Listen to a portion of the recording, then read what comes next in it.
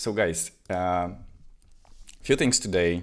This is like a great day to me because I'm starting something new. It's a new baby born for me.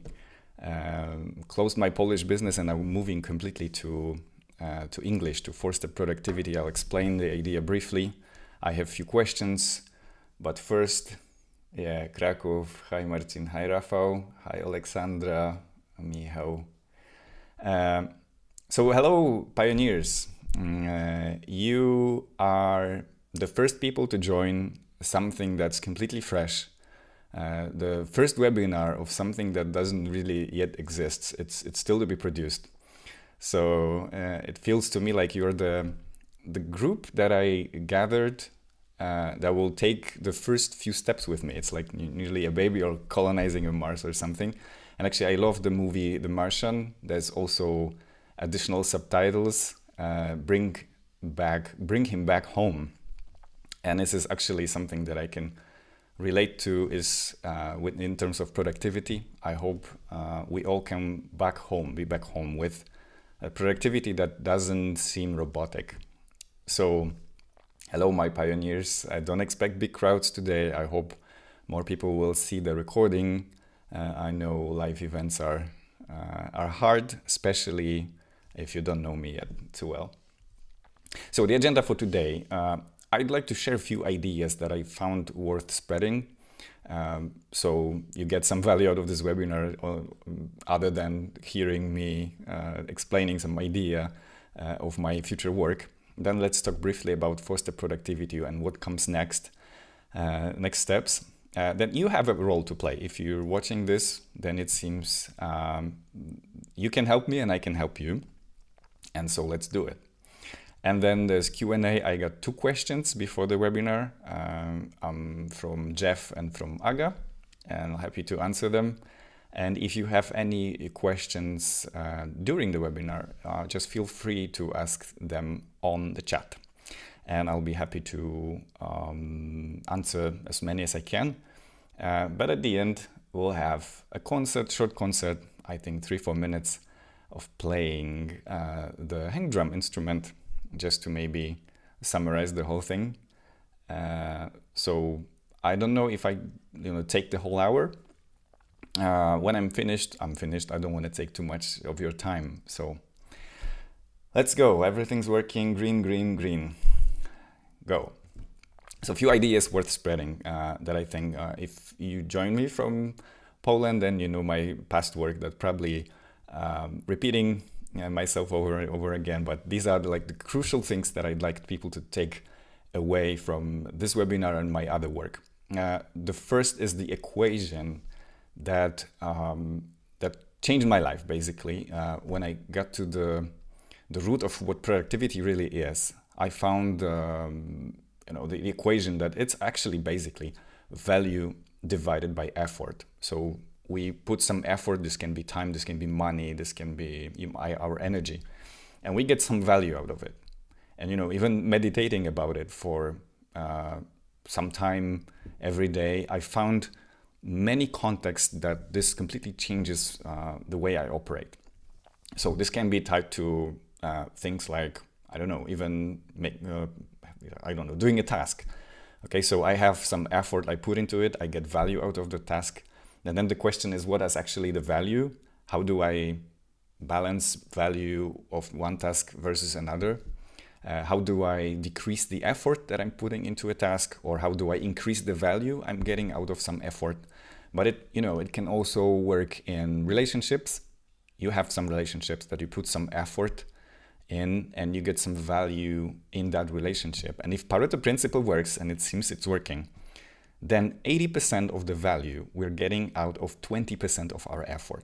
And stopping and thinking about it changes everything. Because even in relationships you have right now, the 20% of things, of energy you put into it gives you 80% of results. And asking which 20% of effort gives you 80% of value is the crucial thing to ask. Because productivity is about optimizing the effort versus value. It's not about doing more. And you can apply it to multiple contexts, from working through relationships and even through rest. Okay, some people put their, let's say, 1 hour of time into TV, and that's fine because you like TV and you rest and you get a lot of value out of watching TV because basically you charge your internal batteries. But maybe taking a walk in the forest would maybe produce more value to you, or I don't know, an honest conversation with someone you love. So even thinking about it, for me, changes everything. I'll be coming back to that equation probably every time, because this asks very important questions about what is actually the effort. Sometimes it's time, sometimes it's energy, and sometimes it's money.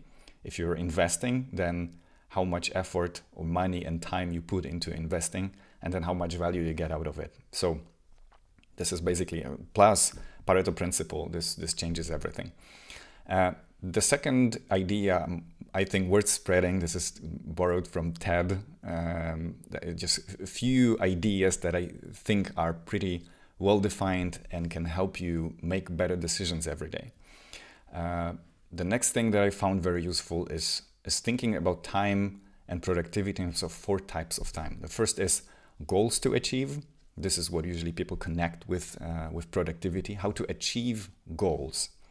Okay, then how to decrease effort and increase the value I'm getting to when I try to achieve or move toward a goal or a dream or something like that. But we also have rest. Okay, we have to charge our internal batteries. It can be emotional, it can be physical, it can be spiritual. Sometimes we feel we don't have enough energy, and basically we cannot effectively work because our body tells us we need to rest. And I'd like to be proactive rather than reactive. So you can rest before your body tells you you're really exhausted, because you probably know that state. Then we have relationships, and you're building trust, you're building bond, or we all as humans do it. And usually that's the 3 types of time that people just move in between them. So let's say I go to work, I have some goals to achieve, I have some emails to answer, I have some tasks to do, and then I balance it with my rest and my relationships. And 21st century is killing our creative time. This is the 4th type, which is in, let's say, opposition to goals, because creative time usually cannot have a specific goal. You're just playing. All right. It's I love comparing adults versus kids. If you ask a kid, "Hey, what are you building?" Usually the kid will tell you, "I don't know. I'm just building. I'll know when I build it." And we as adults are usually steered to thinking that everything has to have a goal, and that's why many people hate productivity, because it completely kills creativity or this fun time. And we need this fun time because it puts us in let's say conditions that we would normally won't be. So you're watching something you wouldn't see. You talk with somebody you wouldn't normally talk, or you read something you wouldn't normally read, or you're building something and you're in a completely new situation. And we need that because it gives us a lot of energy back just by having fun and playing with something. So if we can balance these 4 types of time, or even join them together, that will be probably a life goal. So sometimes you can have creative time along with rest and building relationships. That was sometimes what we try to do in our families. Okay, so have fun, try to build something we don't know actually what, and then we feel recharged. Our internal batteries, like they were charged nearly to full. So that's the goal, to balance these 4 types of time, and maybe if we can join them together, oh wow, that would be something. So even again, you can ask yourself, how well balanced are you, or how would you rate each type of time in your life, and which is the best and which is the worst, and what's the one thing you could do maybe this week or next week to maybe improve it just by a little.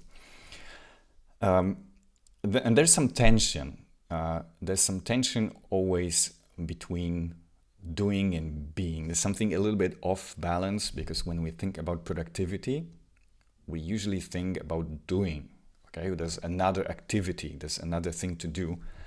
But if you summarize your life, let's say, and if you're looking from a distance of 10, 20, 30 years, you don't remember these small tasks. You remember who you became or where you arrived in your life. Are you happy about it or not? So there's this tension in productivity of being, let's say, super busy and changing yourself. That's a really important concept for me, because every day you're changing into some person, and you can ask yourself a question: are you becoming a person you would like to be, or are you just crossing another task? That's something I wouldn't like for people to happen. So there are 3 concepts in psychology that changed the way I operate, and if you can study just some of them, I think they can change your life as well. I'm trying to be very practical and down to earth. You know, there are theories that looks good, and then the problem is, what do we actually do? So 3 concepts, and I would start, and I started knowing them in this exact order, and that's what I would suggest, and I'll tell you why. So first is CBT, which is cognitive behavioral therapy. And especially my background is engineering, and this helped me connect the patterns of thinking with the way I feel. So it helps you connect how you feel with the thinking patterns maybe you're not that much aware 100%. So there are many books about this topic. I would recommend anything that's very practical, and you don't need to go to a therapist. It's just a set of habits of thinking and asking yourself a question, and separating facts from emotions, and then the thoughts that are in between. Because if you're thinking, for example, right now, maybe I'm thinking that you don't like it, and then I'll be stressed. But if I think, if I change the way I think, it changes the way I feel about this webinar, for example, and it completely changes my energy, because maybe I can move from excitement to anxiety and back, just because the way I think about what's going on right now. So that would be one thing, and that has a tremendous effect on my life, because when emotions happen, we in our culture in Poland, we usually repress it or do something about it just not to feel. But with CBT, cognitive behavioral therapy, you learn to observe what is my thinking pattern about it, and this makes me feeling what I feel. So by changing the way I think, I can change the way I feel. Another concept, let's say for me, on top of that, is NVC, nonviolent communication. I would recommend anything from the creator, Marshall Rosenberg. And NVC, especially if you've done your homework with CBT and separating facts from emotions, then NVC gives another dimension, which is needs. Okay, we all have needs. Okay, I have a need of, I want to be liked, I want to be professional, I want to be maybe admired, maybe seen, and probably you share these needs with me. We have different strategies to fulfill that needs, but it makes a human-to-human connection, because we have needs, and actually listening, good listening to other people is listening what needs they express. We have various strange strategies to meet our needs, but NVC gave me a tool to think about facts and emotions and then needs. What need was satisfied or not satisfied or met, and this makes me feel what I feel. So that would be NVC. I've been practicing it and went to a few trainings, and it also changed the way, I deal with other people, because I can understand that we have really strange strategies sometimes to meet our needs. But when you think about basic needs that we have, it helps me to hear and to see human-to-human connection behind that. And on top of that, there's something that I found most recent. It's probably last 2 years. It's IFS, which is Internal Family System. and I would recommend anything from the creator, of course, Richard Schwartz. Especially maybe for start the work from his interview with Tim Ferriss, where they do a live session of internal family system. It's basically connecting. It's like a few people live inside me, and I can really relate to that, because for most of my life I have two parts. One is really goal oriented and want to achieve and push me to drive. I have a drive, internal drive to work. And if you do the Gallup Strengths Finder test, you probably all the achievers, activators, and maximizers, you can relate. So it's strange to actually not be active. For you, other people can look at you and say, "Hey, what's going on that you're so active?" But you have some internal engine that pushes you to act. And then there's another part of me that tells me, "Slow down, okay, calm down." Maybe summarize the last week or take some rest. And these two parts are in constant tension, because when I, let's say, just lie down and want to rest, the other part was in the past sabotaging the other. And when I was working, the other part was saying, "Hey, it's time to rest because you're just using too much energy and you'll get exhausted before the evening." So it's like a constant fight. And with internal family system, I got these two parts, became friends again, and maybe a few other parts of me as well. It may seem strange, but it works basically, and helps you calm down and understand that you're dealing with some kind of more complex system. And maybe you know it. Let's say the Saturday or Sunday, you're lying in bed, and there's one part of you telling you, "Get up, go to work, do something." And then the other part, "Hey, it's Saturday or Sunday, I want to lie down." So it's like, it's a war inside you. So I cannot recommend these three concepts enough. And it changed my life, and I hope it can help you as well. And another concept is the levels of productivity. So this is time management applied. Okay, and usually when people think about productivity, they think about tools of organizing their days and weeks. Okay, so help me do a task list, or to help manage my focus on, or things like that. And then you install some app on your phone, or I don't know, on your computer, or do post-its and glue it to your monitor. So this is level, let's say, 1. Then we have some projects and areas, because let's say every week you have a choice to spend some time at work, and then you have probably some physical activity, or you want to develop yourself, and then you have some relationships, and then you have maybe 2 or 3 side projects. And then it becomes a complex situation that whenever you put more time and energy into something, then the other part is, let's say, having some pain. And then our task now is not to, let's say, think about every 10, 20, 30 minutes. But now our task is to balance the areas of our life and see maybe, okay, I put too much time into work, and then it's not enough for relationships. So it's a complex game, but this is like another level of thinking, and probably you're doing it once a week or once every month to see if your life didn't go out of balance. This is something a little different than organizing a task list. Then we have another layer, which is a strategy. Strategy is thinking more long term, usually a few months or maybe a few years. You want to change job, and then you're learning something new just to be ready to be promoted or change job. Or you do some additional studies, or you want to move into another house, another state, another country.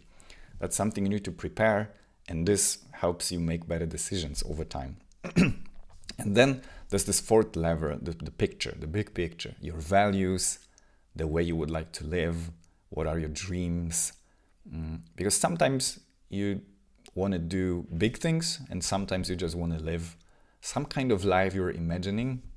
And then the real issue is how to connect these 4 layers together so they are aligned.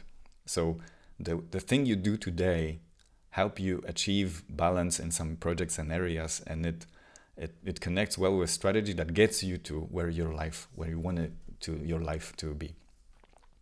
So, for example, my problem is as an achiever in Gallup, and achievers usually tend to focus on these bottom two levels, which is days and weeks and projects and areas. I can be really effective in that, but I lack, let's say, natural skills in strategy and having the big picture. And that's something I had to work on, but more on that a little bit later. And so a little bit about me, if you don't know me. My background is engineering. That's been probably 15 years ago with Jerry. We're debugging the hardware board. I'm the software developer for the driver to that thing. And that's been fun. That's been real fun. And that's also how I got into time management, because I saw, that was a great corporation with many talented people, and I found that some people can achieve 10% more. They can sometimes achieve 10 times more. And that was the question, how some people can organize themselves so that they achieve more, not actually by doing more. That was a concept that completely, I think, started what I do. And sometimes teams, okay? You have a team of individuals that are very talented, they work together, and some team is working like 10 times more effectively than the other. Then what's the key difference between them? These were questions that were bothering me, and I wanted to answer them. Then I became a manager, and when managing, I had to train my own team, and that's how I got into training. For 6 years, I've been doing time management trainings. This is actually playing a board game when people assign tasks. If you were on one of my trainings, you probably we're playing this. And then also I moved to online trainings. That's my Polish course, Productivity Step by Step, which is the 30-day habit formation course. And I had a tremendous privilege to maybe meet a few thousand people, get feedback from them, talk with them, and have maybe daily connection with some of them even. And this is how I found some patterns, and this is how actually 4-Step Productivity was born. I think I observed enough patterns and things that work to start maybe systematizing them.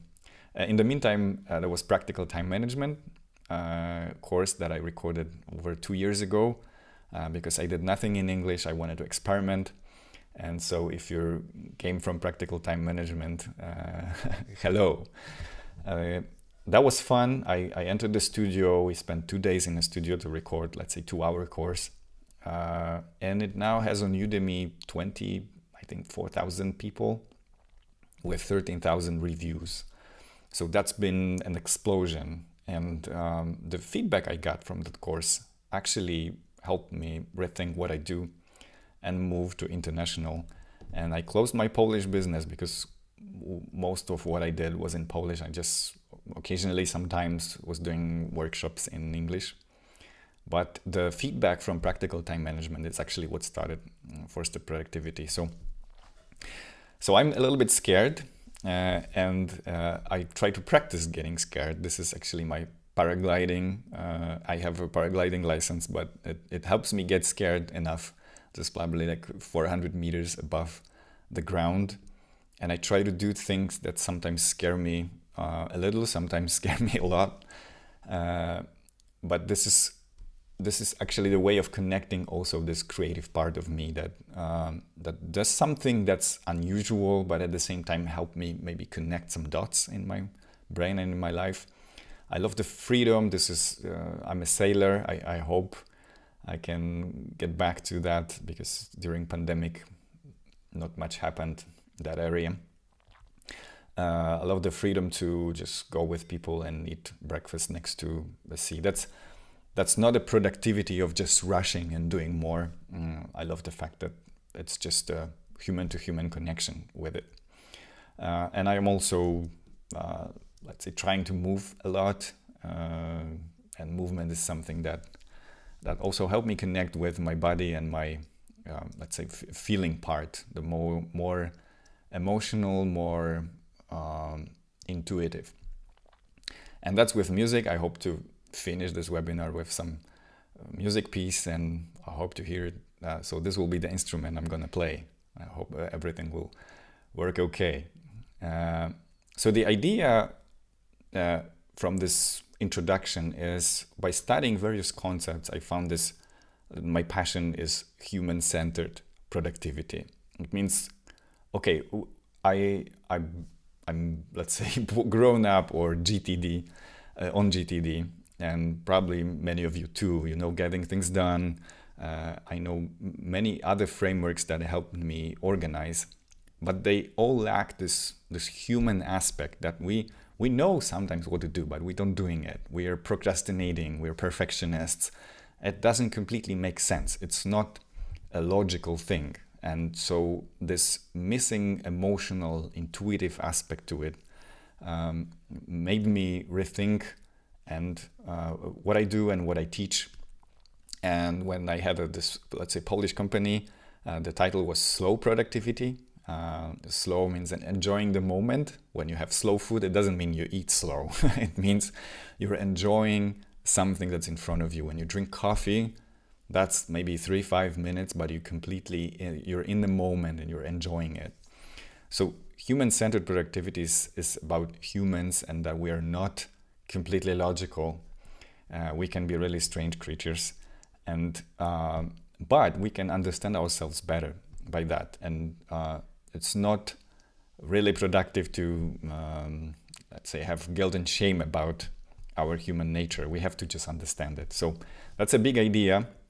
And so here comes the 4-step productivity. So if you hear human-centered productivity, is just the idea that I like to share with the world, that yes, we can achieve our goals, and we have really good tools for that.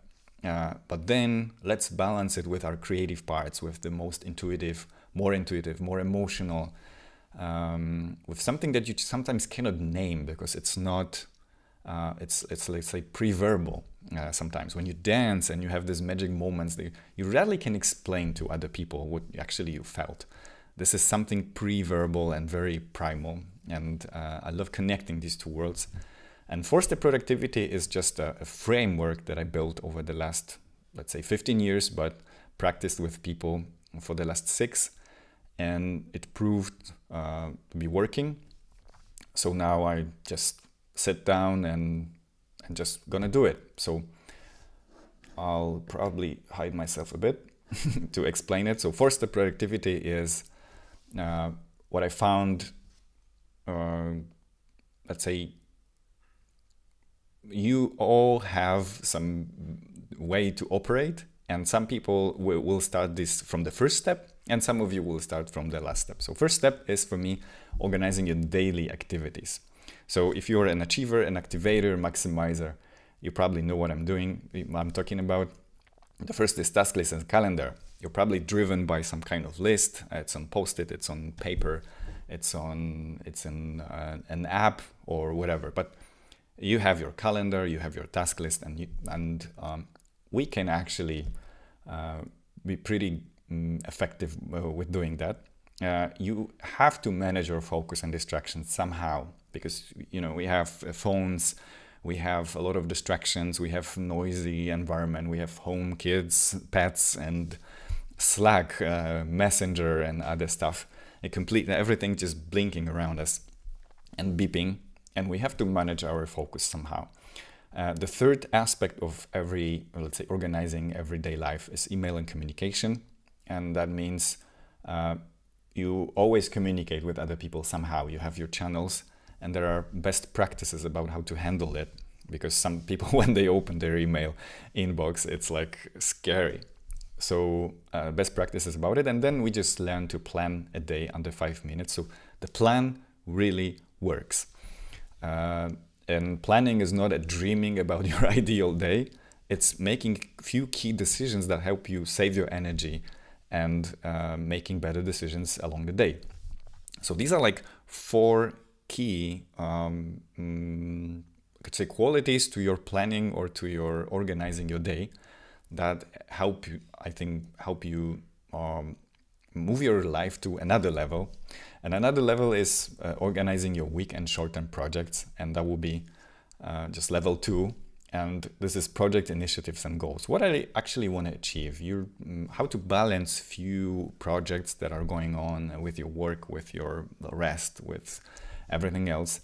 Then we have effective meetings, because every project have a meeting. You have to meet other people, and the more people there are, the more problems there were. So we have to deal with that. And then how to plan a week.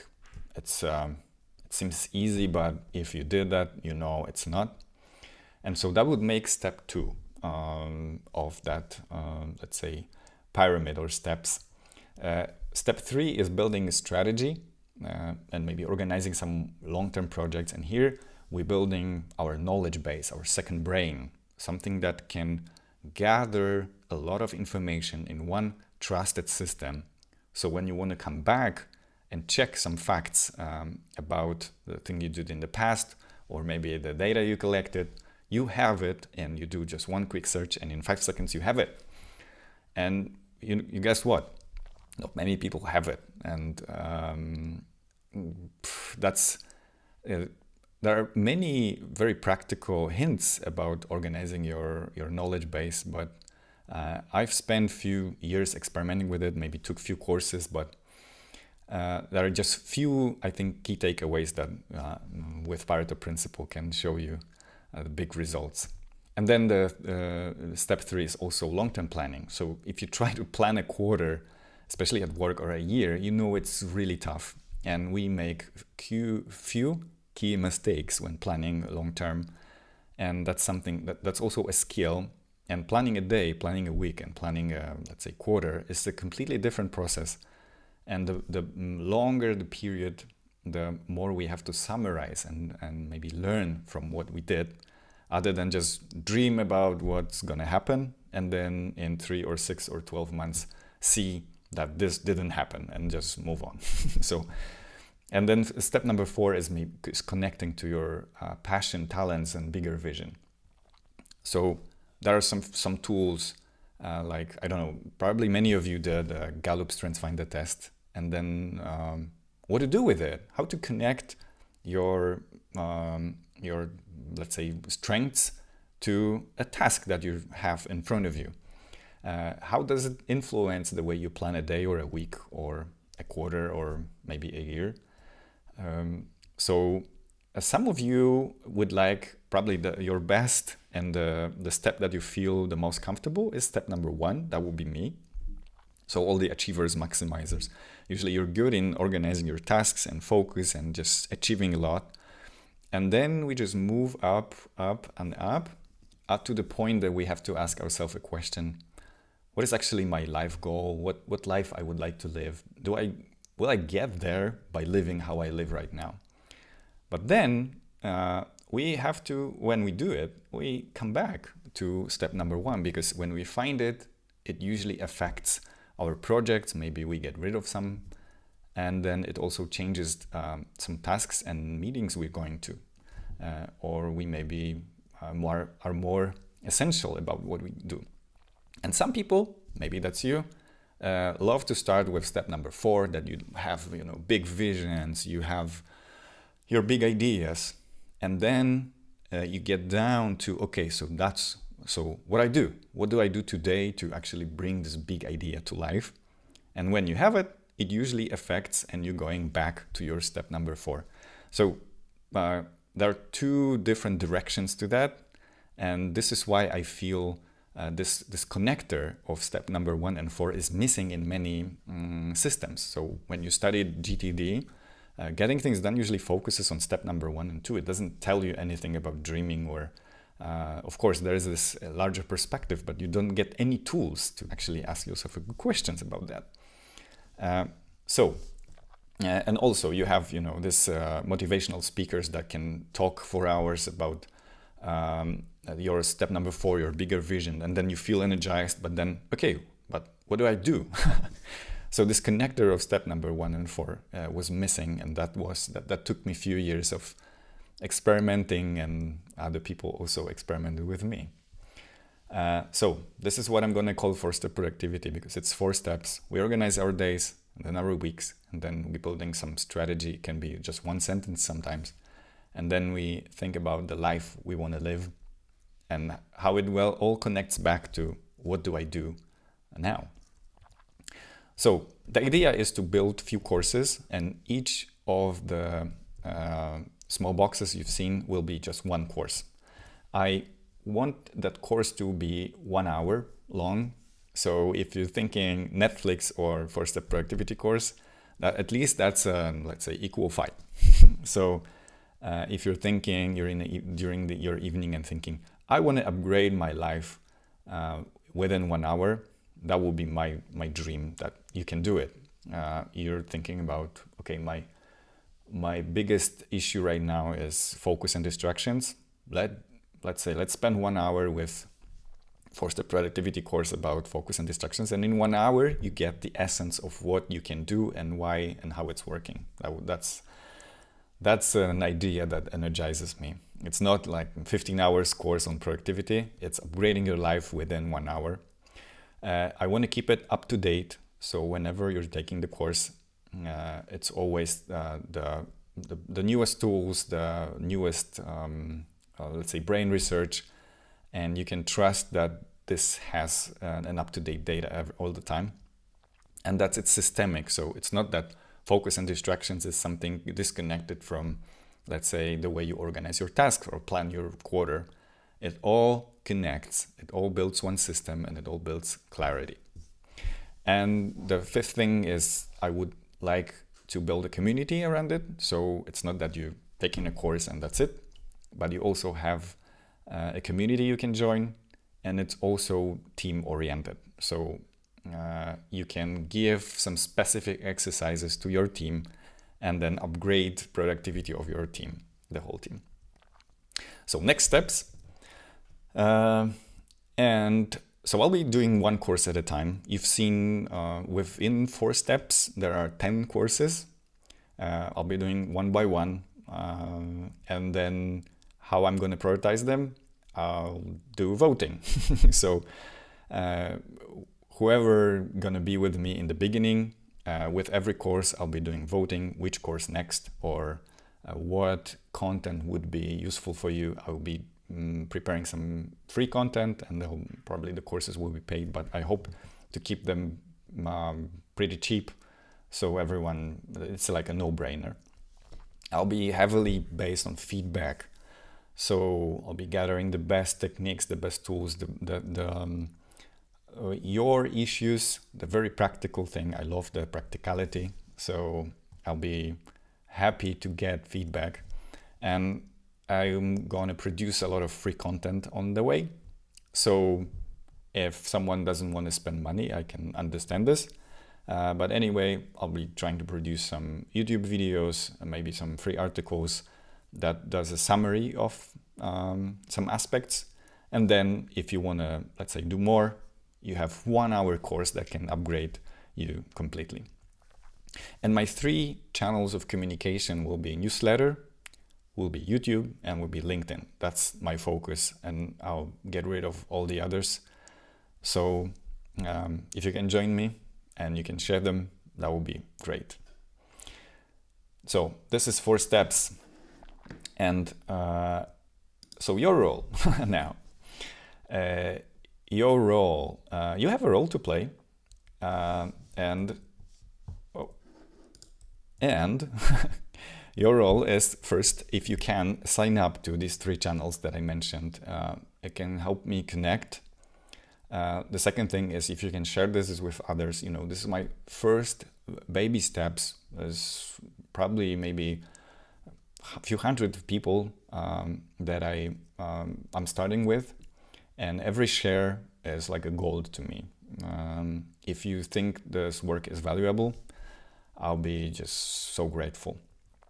And if you can give feedback. There are 3 things I would like to ask you. If you can sign up to the channels I mentioned, which is YouTube, newsletter, and LinkedIn. You can follow me, you can connect with me.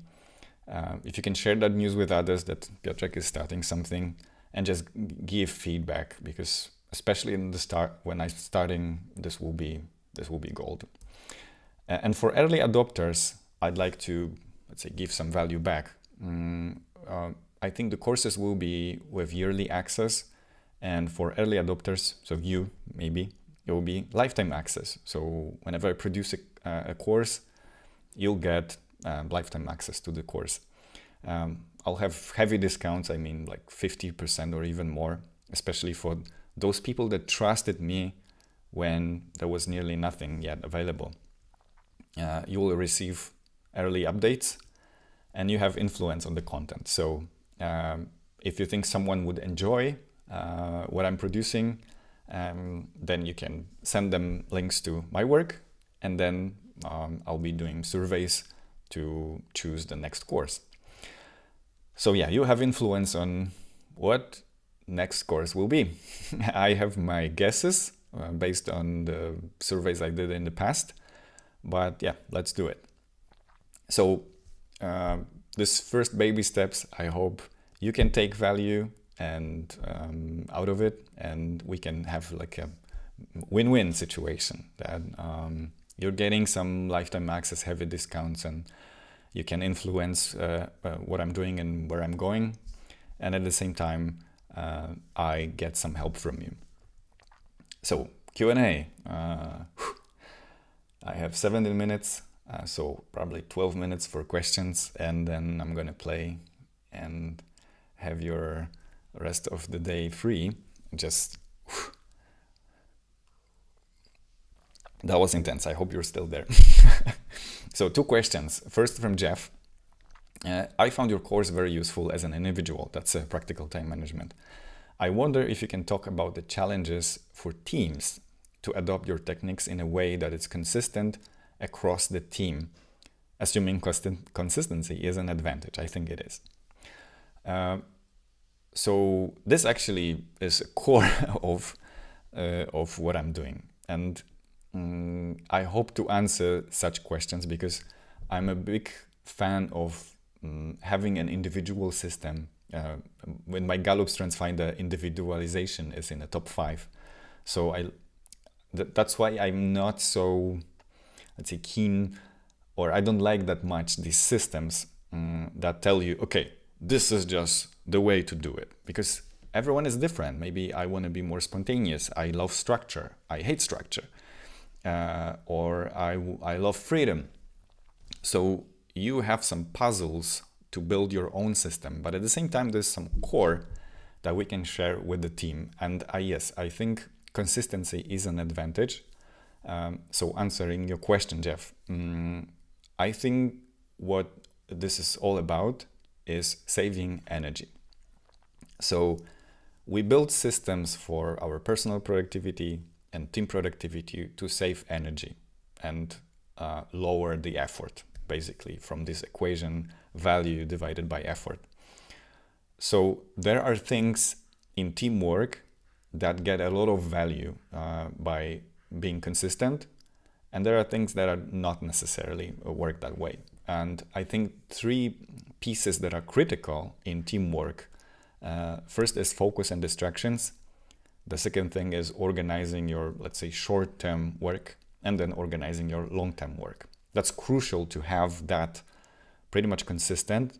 I don't mean everyone doing the same, but what I found is that many teams don't have the agreement of communication channels, for example. So you have, for example, Slack or Microsoft Teams, and it's constantly beeping and you're seeing it. And then my question would be, can you do don't disturb mode for 60 minutes? And usually teams don't agree what that means. Or do I have a backup channel for Jeff to reach him, for example? So there's some really big customer issue. I see Jeff is on don't disturb, and then what do I do? Do we have such agreement? Or so what I found many teams benefited from was they sat down and they agreed. So this is email. With email, we expect 24-hour, let's say, delay in response. So 24 hours would be something that I expect. So if I send you an email, I'm accepting the fact that I can get my answer tomorrow. So things that can wait, I'll send through email. If I want the answer more quickly, then I, let's say, use Slack or Microsoft Teams, and I will do chat. And then I would expect a response within an hour. And if I see you're in don't disturb mode, then I'm calling you immediately, because this is something more urgent. So if you can agree within a team about how you handle focus and distractions and what that means, so that you can fully block some communication channels, but at the same time have complete peace with the fact that if people need you, they can contact you. So this clarity and this consistency is key here. To just sit down, and usually it takes 30 minutes to run to think about and run some experiment. So let's do this channel for that purpose, this channel for that purpose, and this channel for that purpose. And then what happens is that you can mute your, let's say, most of your Slack channels, or maybe even the whole program. You can also mute some other notifications, or even close your email software. But at the same time, you have the clarity and inner peace that if someone really needs you, they will have a way to contact you.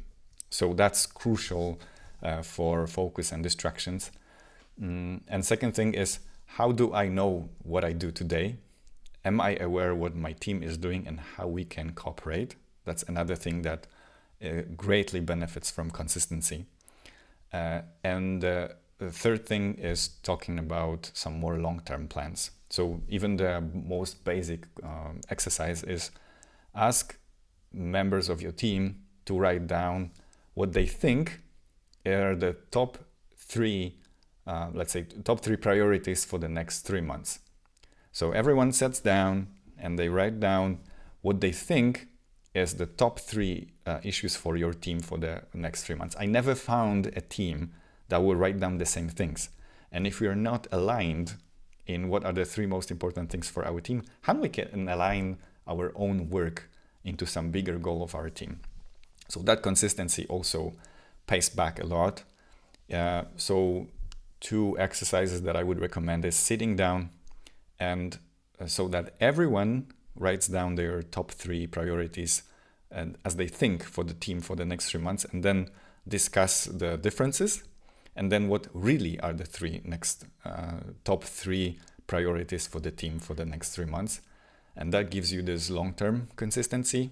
And then if we have one tool that we can take our tasks and share our tasks, that's also consistency that I think give a lot of value, because I don't need to, let's say, copy paste or moving this between systems. So with this, let's say, in terms of 4 steps of productivity, I think crucial, let's say, Pareto principle would say that this 20% of this whole system would give, I think, in teamwork gives 80% of results. Because if we know what we're gonna do short term and long term, that gives us this why. Why are we doing this today? Okay, because this is a long-term priority. Then if we can manage our focus and distractions, I think you're good to go. So the challenges is everyone have their own system. We don't want to be forced, but at the same time, we need some consistency to cooperate. So I hope that was an answer that's satisfying. If not, just feel free to email me. And another question from Aga: how to embrace our talents, for example, Gallup, in time management. If we're not strong in the execution domain, some actions are simply forcing and fighting. Maybe it's better to pay. And this is also why I try to build these 4 steps and these 10 courses. Because, for example, myself, I think I'm pretty strong with step number 1 because I'm a natural achiever. But for example, I lack this more strategic focus, and that keeps me busy, and in the past kept me busy a lot of times. And this is something I have to compensate. So with Gallup, we always have to somehow compensate the strengths we don't have and use to the fullest strengths we have. So I'm trying to use achiever and individualization to my fullest. At the same time, I have to compensate my lack of strategy and maybe more long-term thinking. And this is why I had to build some maybe systems, some questions that I regularly ask myself that I don't have to think about them. So there's some kind of system that protects me from not thinking about it. And this is why I'm building 4-Step, because I think there are techniques and questions you can ask yourself to compensate the things you're not really great at. So at least you're, let's say, average. You don't need to be super excellent. You are super excellent and great in things you have your your strengths. But if you don't have them, you just compensate them through some set of habits, and that's it. So if you're not strong in execution domain, I think your focus is step number 3 and 4. And then I think you just spend some hours trying to learn habits that will protect your step number 1 and 2. And you will probably never be great in that, but at least you keep going and you know what to do. And without much effort, you get a lot of value. So that's, I think, my take on that. That's also a broader question, probably to some Gallup experts. But this is a question: how do I compensate for the talents I don't have? You can also pair with other people. So you have a productivity partner, someone that has so maybe you can pair with somebody that's strong in execution domain. You have your productivity partner or your mastermind group that help you become better in the things, or maybe compensate for you. So usually it's a system that you have to build to compensate, or other people can be your system. I think that's my take on that. All right, no more questions on the chat. So, yeah, that was a fun ride. So the agenda for today, I hope I shared a few ideas worth spreading. Idea of 4-step productivity, and that human-centered productivity is like maybe some idea, and 4-step is like a concrete implementation and things you can do. If one course will take me 3 months, then producing 10 courses is like a 3 year of work. So that will be a lot of work, but also a fun ride, and I hope you can help me and I can help you. So next steps, next few days I'm gonna send a survey. You'll be voting the next course, the first course. Then I'm gonna do a pre-sale of that course and completely focus on producing it. I wanna have 2 courses ready by the end of the year, at least, and then I'll have 8 left. Your role, if you can subscribe to these 3 channels and share it with others and give feedback, that's all I need, and that will be a great help to me. Q&A, I hope you're satisfied with that. And so let's play some music. Okay, no more questions. So now I probably need 60 seconds to switch to my other camera and the instrument. And so stay with me, and in a minute I'm gonna rejoin.